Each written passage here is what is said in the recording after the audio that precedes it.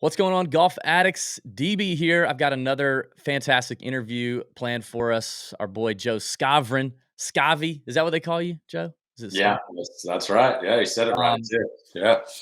Tremendous caddy, tremendous caddy. Been on the PGA Tour for quite some time. Most notably, caddy for Rickie Fowler for a long time. Now on the bag of Tom Kim. Joe, thanks for coming on the Tour Junkies podcast. We appreciate it. Yeah, thanks for having me. Of course, man. So what's new, dude? A lot. Yeah, I It's figured been a you'd say that. crazy last couple months for me. A lot of change, and it's been really exciting.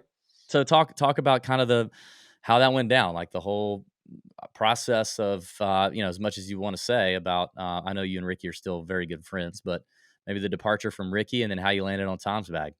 Yeah, the whole Ricky thing. I mean, we've kind of kept that between us. How the whole thing went down. Obviously, with 13 years on the bag, all the experiences, knowing him since he was a little kid, growing up in the same town, families, there was a lot more to it than just a business partnership. Yeah, But I think both of us realized and have realized that sometimes change is good for both people. And I think you've seen that so far. He's had some success with a sixth and a second and a chance to win.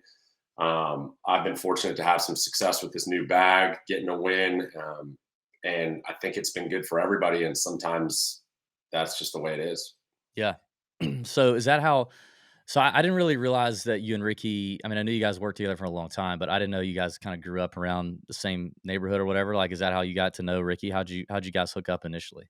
Yeah. So we're both from Marietta, California. I'm 8 years older.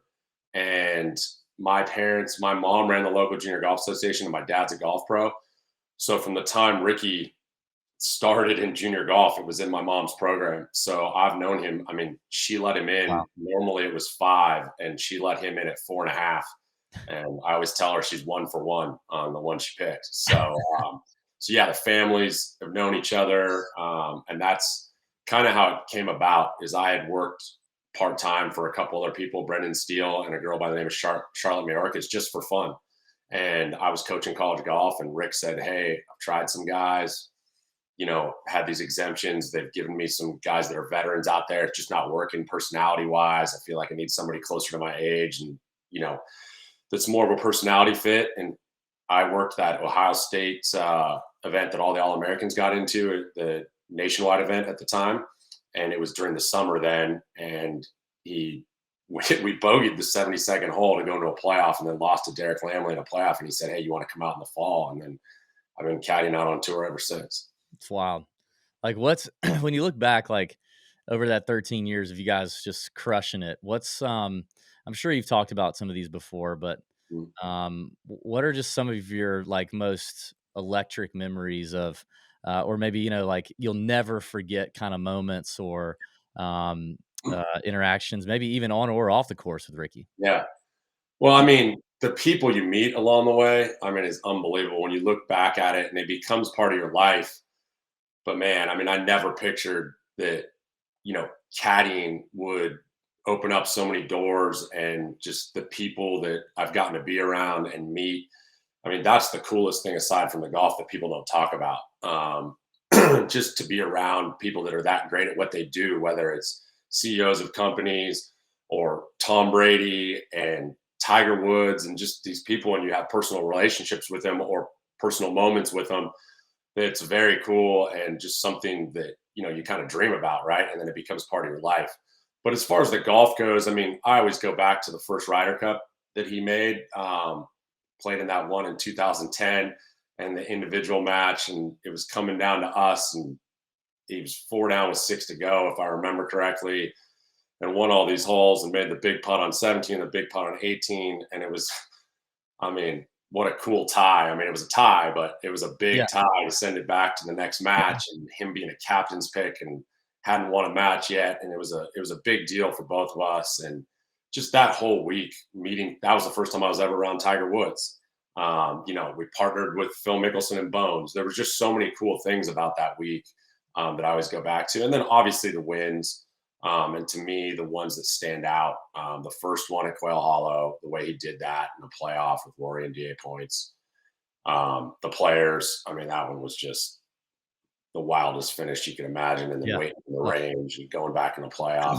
But then to me, the most meaningful one after all of it was Phoenix, just because of everything that happened to us in Phoenix and the way that he got it together and won that day with everything that happened. To me, that's still the most kind of meaningful one that showed the grit he had and how bad he wanted to win and that he could bounce back from that adversity. yeah. A lot of people Ricky's interesting because, like, we've seen him grow up, right? Like, he came out, he felt like a kid. He was a kid, I guess, a lot like the new kid you got on your bag, who we're gonna talk a lot about here in a second, or you have the bag. But so it feels like we know him to an extent, right? Like, we know he's a good guy. Everybody knows what good of a guy he is, right? And we feel like we know him, but at the same time, he's not super out there in terms of he's not one that you find goes on a whole lot of podcasts. Like, I was shocked. I think I saw him come up on, like, the Full Send podcast, which I Hmm. thought was super random that he would show up on one of those. But he doesn't go on any of the big golf shows that I can find.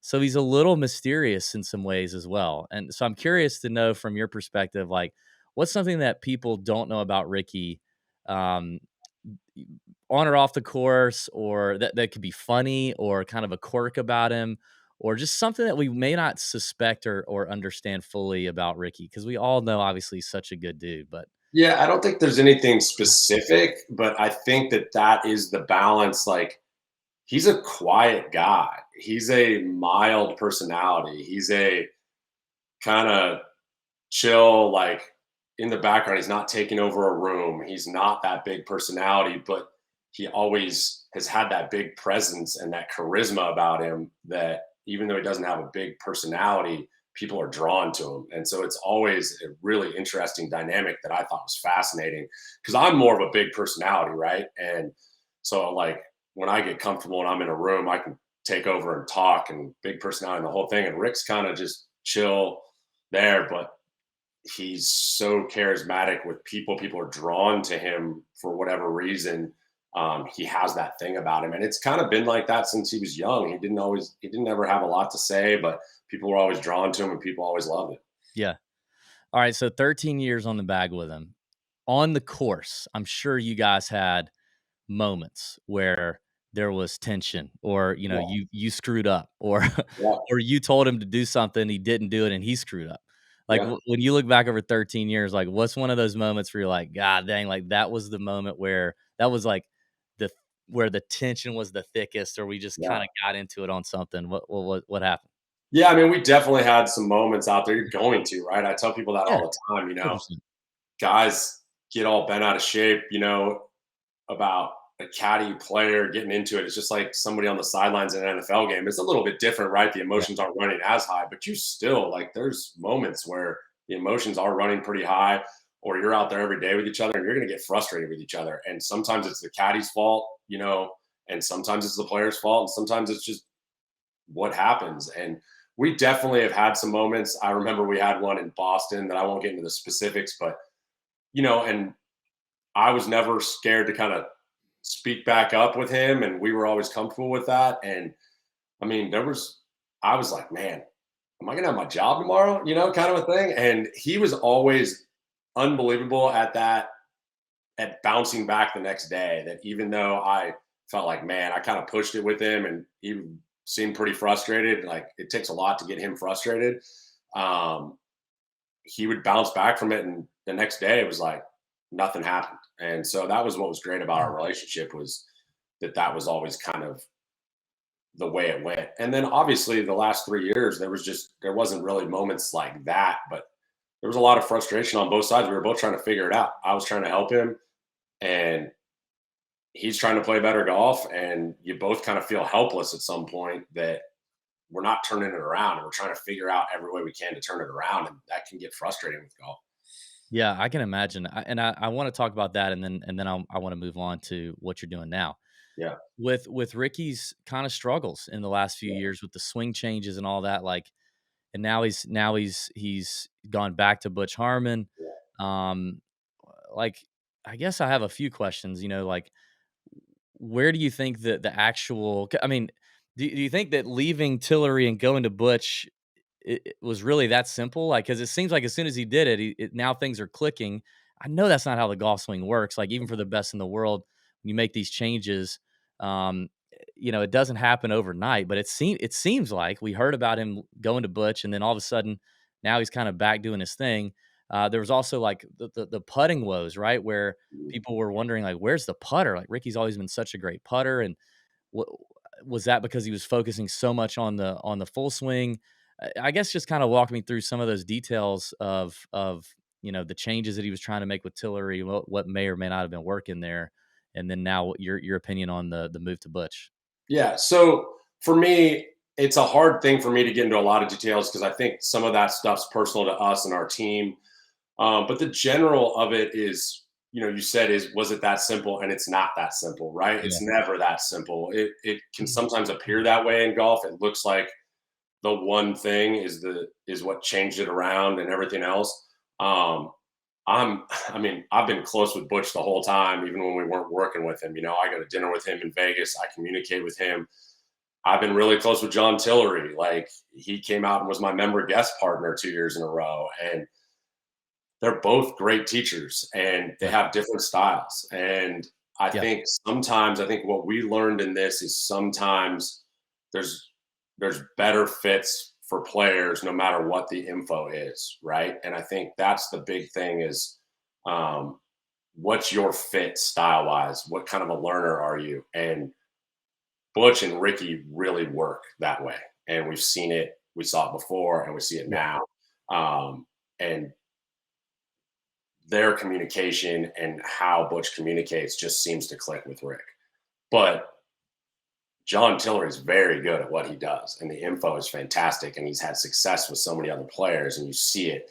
So it's just not always a fit, right? Yep. And the other thing is along the way, the putter, right? Like that's his thing. He's led the tour in putting and everything else, and we finished outside the 100 2 years in a row putting. So That's wild. you're not going to play the golf you've played. And I Mhm. don't think you'd have seen the dip that you saw results wise if the putter had acted similar to how it acted the whole career. And it wouldn't have been this big deal that everybody, it would have been like, okay, he's moved down the world rankings a little bit and it's, not the same, but it's not this drop off that we had. And I think just with golf, it all builds on each other, right? Like, so trying to separate one thing or the other, sometimes you can with guys, sometimes it's obvious. But with this whole thing with Rick, there was just a combination of factors that added up. And, it happens to guys in their career and you're going to have those downtimes. And the thing we talked about the whole time was how do you bounce back? How do you become better because of this? And hopefully that's what he's done. And it looks like he's started to turn the corner to me. Does he still hover the putter? He's gone on and off with that. So I don't know exactly what he's doing right now. I mean, he's definitely changed his setup a bit with the putter. We played with him at CJ Cup, and I watched him in Japan a bit. And he's gone wider with his stance, a little lower with his hands, gone to a different putter. And sometimes you just need to do that Yeah. to Yeah. change things up, right? And we tried to change things up along the way. We tried different putters. We were trying different things, and but also trying to stick to what he does because he's been so good. You don't want to get too far away from that, but Yeah. sometimes in golf you just kind of got to shake things up, and I think that's what he's done. This offseason, the change with me, the change with Butch, the change in the clubs. He went to a different style iron, the change in the putting stance. It's just, hey, sometimes you got to just rock the boat and kind of get things moving the right direction. I started hovering the putter myself 6 years ago because of Yeah, Rickie Fowler. I still yeah, do. I love yeah. it. I was Yeah, just no, it's great. I that mean, was good. his reasoning for doing it and everything else, like it made a ton of sense. And I mean, when he's rolling it, Oh, there's yeah. no one that rolls it better when Yeah. he's rolling it. So What, how close do you think like, you just saw him at the CJ Cup. How mhm. close do you think he is to winning it again? Winning anything Well, again? I mean, he showed in Japan how Yeah, close he was, right? I mean, he had a putt to take a 4-shot lead on Saturday. So um, it's pretty obvious that right there. he's right there, right? And even during the struggles, I mean, he almost won CJ Cup last year. I mean, if he putted decent at CJ Cup last year, he probably wins. And Rory had a great putting week and kind of took it over on Sunday, but we were in that final group. We had a chance. He was great tee to green that week. He had a chance there. So when he pops off and plays his best golf, like he can win, Yeah. especially when that putter gets going. All right. Thanks for answering all the Ricky Yeah, questions there, Joe. yeah. Now, you have landed on just possibly a gold mine of a bag, and for sure an electric human being in Tom Kim. Mhm. Our show, the Tour Junkies, is notorious for having a deep affinity and affection for one Siwoo Kim, Yeah. and we love our South Korean prince is what we call him, and it appears that Tom could be as electric, and I'm very interested in learning about him. I'm interested in learning about how let's just start with how you landed on that bag. Yeah, I mean, I was at home for a few weeks, and I got a few calls along the way, and I've known Tom's agent for quite a while, and Tom and his agent reached out to me, and I took my time with the decision and waited on it, and kind of did my homework, did the whole thing. I didn't know Tom, I knew he had just won Wyndham, and I knew I had heard all this stuff about him, but I didn't know So him. what does that homework look like? Like, what's your homework? What are you looking For into? me, I mean, I'm kind of a stat junkie, so I went through the stats, Okay, that's called some easy. people I knew that knew him.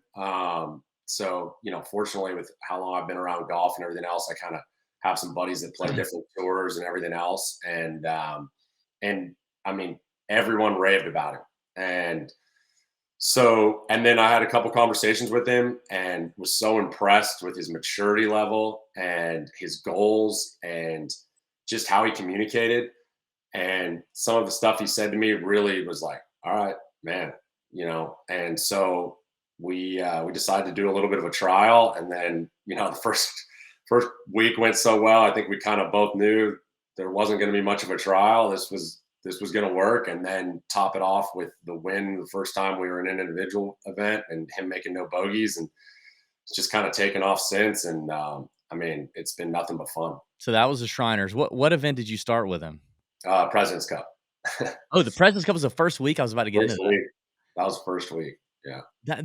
That seems like a strange event to be, like, your first week on the bag, right? Yeah. I mean, I thought it was an interesting pick, but it shows you how smart he is and how much he thinks about things and his maturity level, because he thought it was a great first week to start. And I was like, man, it's a high level week to start and throw into a team room and everything else. Yeah. It was fantastic, and we kind of hit it off right off the bat. I went down to Dallas for a couple of days and got some work in with him and Cam McCormick, and got to meet him and his family and spend some time at dinner with him and get to know him a little bit. And we were comfortable right off the bat. I mean, there's obviously going to be some adjustments, and you're asking some questions after the round and making sure, hey, do you like it this way, that way? You want to communicate like this? How about this? And we kind of worked through that whole week in those pressure situations, and it was great. What? So you're probably, what are you, like, 20 years older than him? Yeah, I'm 21 years older, so I turned 42 before he turns 21. Did you meet his parents? I have met his parents, Were yes. they like Very nice people. anything funny come out of that? Or are they like, "Hey, listen, can you make sure, Tom goes to bed before the streetlights are on?" Or like No, no, they've been great. They've been fantastic. Agent's been fantastic. He's got a great team around him. He's been very diligent about how he's gone about that process and who he's put around him. I've really enjoyed our time with Cam McCormick. I'd been around Cam with, him being with Jordan yeah. and Berger and some of these other guys, but I had never actually, you know, seen him work. And he's been very impressive, and it's been fun to be around him. And just the whole thing has been, I can't say enough about it. It's been a lot of fun. So I asked this on just about everybody, but, like, speaking of the President's Cup, the South Koreans really took over and were quite entertaining to watch, even in defeat. But we always like to ask people who especially have been around the tour for a while, any Siwoo Kim stories, just anything, because everybody's got Yeah. a Siwoo Kim one-liner that he delivered at some Yep. point or something funny he said. We've collected a nice array of those. I would love to hear from you if you've had any good Siwoo Kim interactions, or maybe one from the Yeah. press.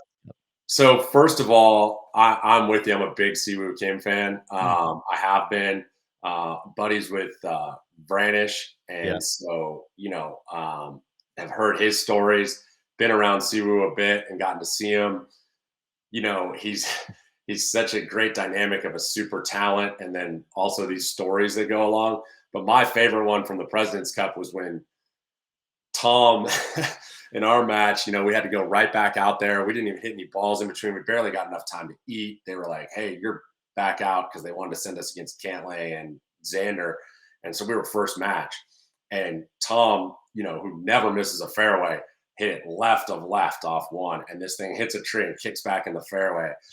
And the crowd started going nuts, and Tom kind of did his thing, but Siwoo started raising the roof, and I hadn't seen anybody raise like the last time I remember somebody raising the roof was Tiger in '96 or whatever that was in Phoenix when he made the one. And I was like, how does he even know what raising the roof is? Like, I thought he was too young for that. And Tom had Yeah. no idea. I was telling Tom about it, and he's like, You "Yeah, I didn't don't know. even know what that is." Like, Yeah. and I'm like, well, it's this thing. Like, and I said, you'll remember like from the Tiger video because he watches all the old stuff.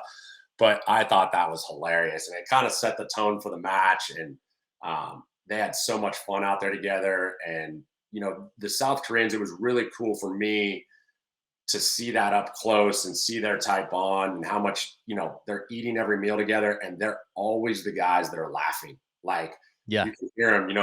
You've got the team set up in there, and you've got your locker room, and then you've got your where you're eating and the whole thing, and you could hear that one of them laughing at all times. And I wish I could understand them because you don't know what they're Yeah. saying. Tom's like, yeah, if you could hear it, it's really funny. And a Yeah. couple times in Japan, even we all rode to the course together, and one day it was me and all of them, and they're just laughing the whole time. And I don't know what they're laughing about, but whatever it is, it must be funny. Yeah.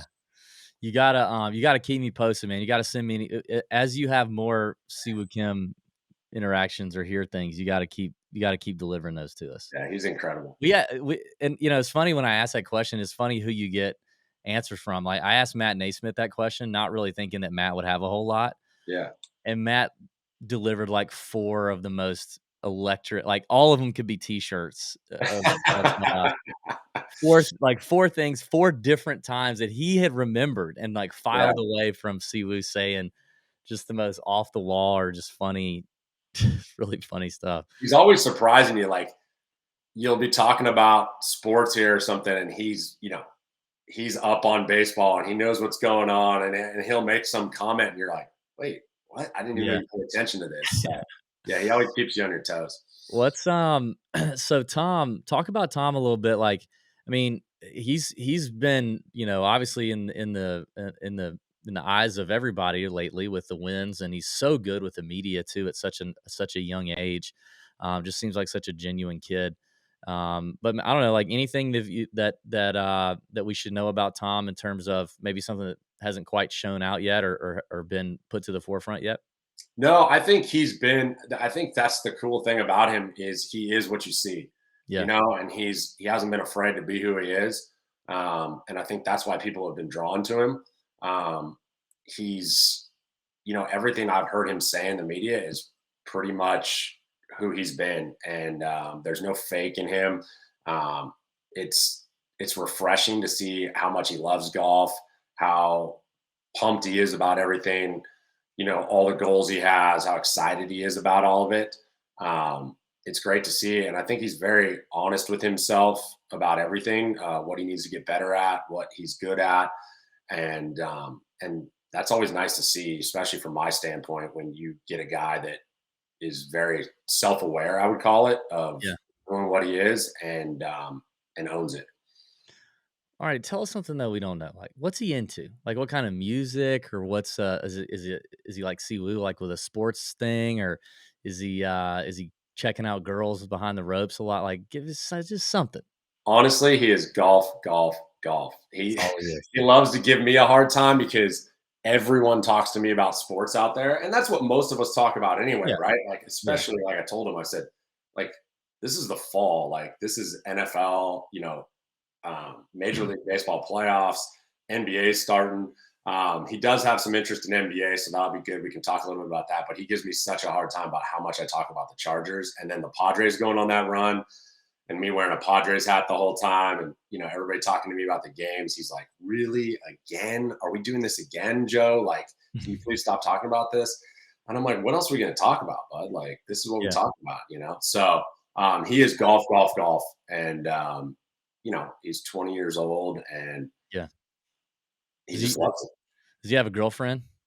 Not that I know of. Okay. You gotta keep him away from the girls, you know that. Yeah, keep those girls Keep 'em away. away Right? for a few years, just a few That's more right. years. Um, so, you being the stats junkie, I love that because obviously, I mean, the majority of our content is based around handicapping golf from a Okay. betting and Yes. DraftKings DFS perspective. That's what we've done since 2015. And so we're very much into the stats and the data, and we run Mhm. models, and we do all these things, right? That's So I cool. love getting kind of a stats junkie on. And there's a couple caddies on the PGA Tour that I communicate with regularly on their players' stats, Yeah. and it's interesting to talk through that. I think it was the Fried Egg. It was somebody on the Fried Egg. I don't know his name, but he's a stats guy who just did an article, and he kind of talked about Tom Kim, and he talked about his distance, Hmm. the distance thing, Hmm. and he was making some comparisons to other elite players right now, young players, and saying that his projection is Tom's gonna have issues when we come to major championship golf courses, when we come to some of the big boy golf courses on the PGA Tour, if he doesn't add distance, as that seems to be the name of the game. What have you observed so far? Like, does he have an extra gear that you've seen him tap into? Is he is he chasing distance at any point? Do you feel like that's kind of that statement from the guy at Fried Egg could be erroneous in any way? Like, what's your take as a stats guy there? Yeah. So, I mean, it's always hard, especially with us, like just starting, like what he's comfortable with me sharing and what he's not. I get Um, that. but I will say that it's pretty obvious when you look at the speed he plays at that people would pull that as an issue. Um, it's been talked about in our group, and I will tell you that he has another gear, and he has shown me. I didn't believe it at first, and he can get it up there when he wants to. And he's kind of chosen to play at that speed, I'll say. And I don't think it's going to be an issue going forward. Now, is he going to be a guy that's going to be Yeah. 180 to 185 ball speed? No, he's not. Right, But right. can he play in a Colin Morikawa speed? He definitely can. So, and I think that will gradually increase over time. Tom's very smart about how he goes about everything. And I think the more he sees the big golf courses like CJ and those kind of things, um, he'll realize the value in it. And it's from what I've seen, it's not going to be a problem. What so I mean, for right now, there doesn't seem to be much of a weakness in his Yeah. game, okay? But if you had to pick one area that he's working on or he needs to work on or is could be the one thing, like, what is it? I mean, I would say you kind of nailed the one thing that certain Mhm, golf courses that it would limit him right now playing at 165. mhm. You have to play so good at certain venues to overcome where these guys are going to be hitting it, that you don't have a margin for error. But other than that, I haven't really seen a weakness. There's areas, obviously, he's going to continue to get better, um, but there's not a weakness there. There's nothing that's glaring uh, that stands out at you. There's little shots that he's going to continue to work on with Cam that as he sees major venues and he sees firm greens and things like that. And I think that'll be the whole thing is when you get on firm big boy golf courses, when you play at lower speeds, the release coming into greens, Yeah.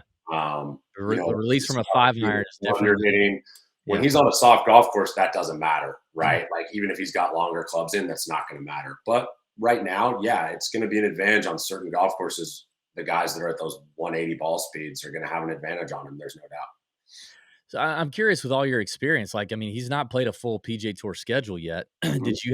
Did you, like, work with him on planning out his schedule? And you say, like, "Dude, this golf course is built for you, like, we have to play here," because obviously you know these places a lot better than he does. Did you have any say in that, or did you guys talk through that, or have you even made the schedule? Um, Once again, he's pretty planned out and pretty smart. And he came to me with his schedule, and I made a couple suggestions that he took, and I think he's going to go with at least one or two of them. But we just talked more about the whole thing of balancing how much you're going to play Yeah. with how excited he is to be out there and how much he wants to play.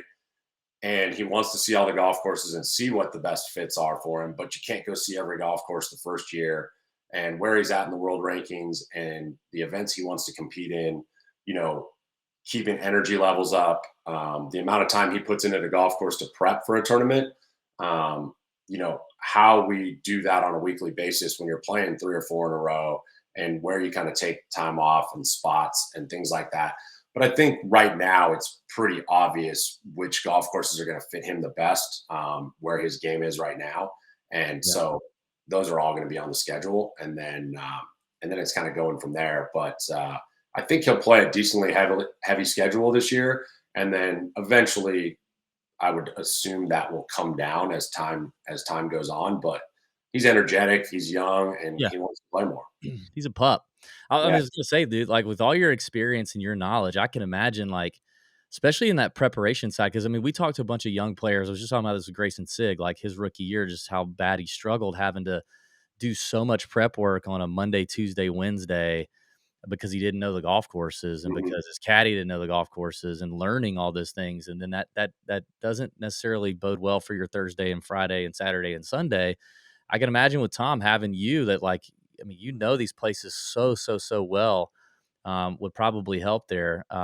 So what of all the courses we can think about in our head that would be great for Tom, right? Like Sedgefield, I'm sure Harbor Town, probably Pebble Beach, I would think, maybe Colonial. What are some places? What's like one place that you think is still going to be a pretty good spot for him that we might not think about, like kind of a Yeah, random. I think I think he will find his way to play Augusta because he wants to play well there so badly. And I Mhm. think he will, even though it wouldn't necessarily kind of play out that, if anything, his ball falls right. Yeah. He doesn't hit it real long. Yep. But his iron play, his ability around the greens, and I think he wants to play well there so bad that, yeah, first year, who knows? We'll see. But I think over time, he will learn how to play well there and compete there. And I think that will be one that will kind of shock people over time that he'll have some success there. And then I kind of have a feeling that Phoenix could be good for him because of similar to Ricky, a personality fit Yeah. there. And I think personality fit's a big deal at that event. And I think, similar to the President's Cup, how he fit into that environment, I think Phoenix could be a week that, even though it kind of leans towards bombers most of the time, you've seen guys like Ches Reavie Yeah. have success there. And I think Tom could have some success there. That's interesting. Like why is Phoenix like that? Like what is because you can say the same thing about like Sahith Theegala, right? Last year, Yeah. great personality to, and so like there are definitely guys where that seems to line up. But Yeah. why does how help me understand how personality fit at a golf course as wild as a golf tournament as wild as Waste Management is. How does that translate to like good scores? You know what I mean? Yeah. Like I know it doesn't make a lot of sense. Like when you're yeah, like going through stats or you're going through logical reason, it doesn't make a lot of sense other than you're kind of embracing what goes on there and not getting bothered by it. And I think, you know, as soon as you get bothered by it, that's a problem. And then some guys kind of ride off that adrenaline and they love getting to that stretch of 15 through 18 and how electric it is and the whole deal. And they love 16 and they kind of ride the momentum. But other than that, there's really no explanation. I mean, I was I was actually, not to name drop, but I was actually talking about this with Paul Goldschmidt last week. I was on a golf trip with him and we were talking about, he said certain parks, he just gets in the park and he doesn't know why, but he just it, everything kind of falls in place and he hits well in that park. And we were talking about golfers, like how you just get to a course and every year, whatever it is, you yeah, start playing well there. And sometimes it's not even a course fit for you, right, and it's just, and then once you've played well there once or twice, like it keeps going. Just like someplace might be a fit for you and you played bad once or twice and you kind of turn into like, well, that course doesn't fit me. And I don't know how to explain it really, but you see it a lot at Phoenix. yeah. So back to your stats junkie thing. I'm curious. Like, are you helping out with some of that data or analysis with Tom or with Cameron McCormick, or did you do any of that with Ricky, or you just kind of do it yourself in terms of your preparation? So with Rick, I was pretty involved with it. So a lot of like, I worked a lot with Mark Brody. Mark would kind of send me some of the stuff, and then we'd go through breakdowns. And so I kind of learned his stuff. I'm not smart enough to do it myself, so I just kind of use them. Like, okay, how can we get better? What can we do? Look at some of the things on the golf course with strategy, how to play holes. With Tom, Cam's very good with that stuff. So Cam's kind of handled that stuff, and I'll take Cam's stuff and go, okay, well, we could do this or we could do that. And then you're always trying to, as a caddy, take the stats and say, okay, this is the way to do it. But okay, from there, like, what's my player comfortable with? What's the situation? What are we doing there? And kind of combining them. Yeah. What's and I know you haven't had a whole lot of time here with him, so the sample size may be limited, but usually with a player like Tom who hits so many fairways and especially so many greens, you could see like poor around the green data or strokes gained around the green data because there's just a small sample size. They barely miss, they rarely miss a green. How good, and then a lot of the South Koreans are very good around the green. Like Siwoo Kim, I think is extremely underrated around the greens. Byung Hun An is another one who's extremely good around the greens. How good is Tom when he does miss a green? He's very good. Yeah, Yeah. I've been very impressed with his pitching, chipping, all those things. He doesn't really have a weakness. He's always trying to learn new shots, learn how to read lies better. His practice is very good between him and Cam and how they do things. I've been very impressed with. There's not a lot of mechanical practice. It's performance practice. How do we get better? How do we make it more of a tournament environment? Um, Statistically coming in, it showed from the small sample size that he had that inside 10 feet wasn't a strength and 15 to 25 feet was. But what I've seen so far, he's putted it very good inside 10 feet. He made a ton of big ones at the President's Cup. Yeah. He obviously didn't make a bogey in um, Vegas, so we've seen that he putts it very well too. I mean, his putting stroke is solid. He puts a ton of work in on it. He combines the practice of mechanical block practice and then random, performance practice. So yeah, around the greens, I mean, he's very good. I'm curious, you being the stats nerd too. Like we get deep in the weeds sometimes, and I think sometimes too much into like different green surfaces, right? And Yeah, do guys how much better are they on Bermuda versus POA versus bent? Um, and is there really is that just more noise? Does the um do bad putters do better on bent because what you see is what you're going to get more than likely they get put a, or do they do worse because they don't normally put a good roll on it, like all of those things, right, go into, or is POA because it's so, it's kind of random at times or it gets bumpy and all of those things, like do you dive into some of that stuff too, like for your own player? Did you do it for Ricky, or how do you approach some of the different putting surfaces and stuff? yeah. With that, I don't get that deep into it. I think more observation than anything. If you start seeing a pattern emerge, where all the POA golf courses you go to, you're not putting as well and those stats go down and you're not getting results, then yeah, maybe there's something there. Or if you're getting better results on Bermuda, then yeah, there might be something there. But, with Tom, we're so early on. We haven't Yeah. seen enough surfaces or had Yeah. enough tournaments on all of them to see any patterns. But to your point, I think POA is one that stands out. And you look at the guys, there's certain guys that they have success at Pebble, at Torrey because they putt POA well. And Tiger, Phil, and Brant Snedeker come to mind. And Yep. style of stroke, where you grew up, all those things have a factor.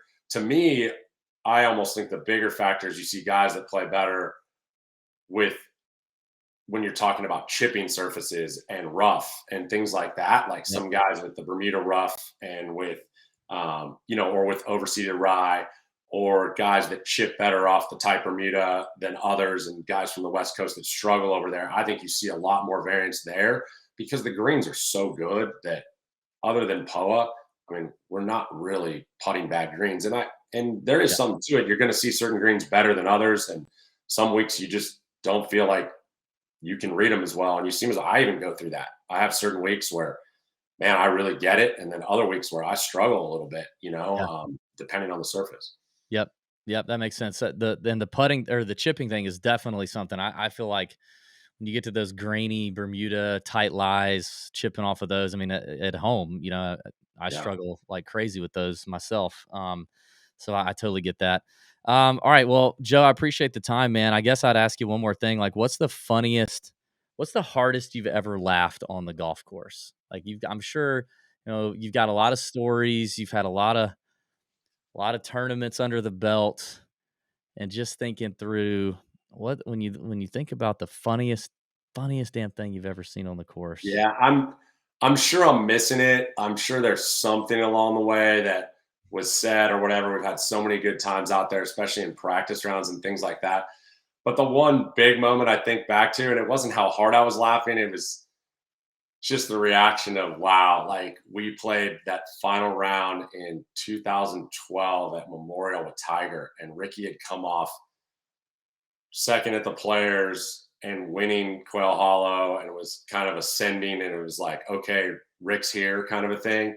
Yep. And we were in that second to last group, and I think we started the day 3 or 4 back and birdied the first hole, and then we just had a disaster and got ourselves out of it. And Tiger, when he hit it over the green, no one could hit it on the green on 16. That was when that green was pretty new and was playing downwind, and he couldn't keep it on the green, and he hit it over that green, and he had this shot that you're just hoping to get up and down, most guys. And right when he hit it, I'm like, man, that's good. And then when it went in, it was like, of course it went in. And I mean, we were just chuckling to ourselves, like, of course it went in. It's Tiger Woods, right? And the place is going nuts, and Sabatini's back there dealing with the whole thing, and Tiger's doing his fist pumps, getting the crowd riled up. And I just kind of shook my head and was laughing. I mean, it was just like of course he did, moment. Totally. Yeah, that's Yeah. that's Tiger kind of moment for sure. Yeah. Yeah. Listen, man, we appreciate it. We're looking forward to watching you and Tom work the rest of the year. What's the schedule, the early schedule look like? I'm sure you guys are probably done this year, right? We're Playing going Phoenix? back to Japan in a couple weeks. We're going over for the Dunlop Phoenix, and then we'll play Tigers event, and Yep. then we'll start again in Maui and get going. Yep. Tournament champions.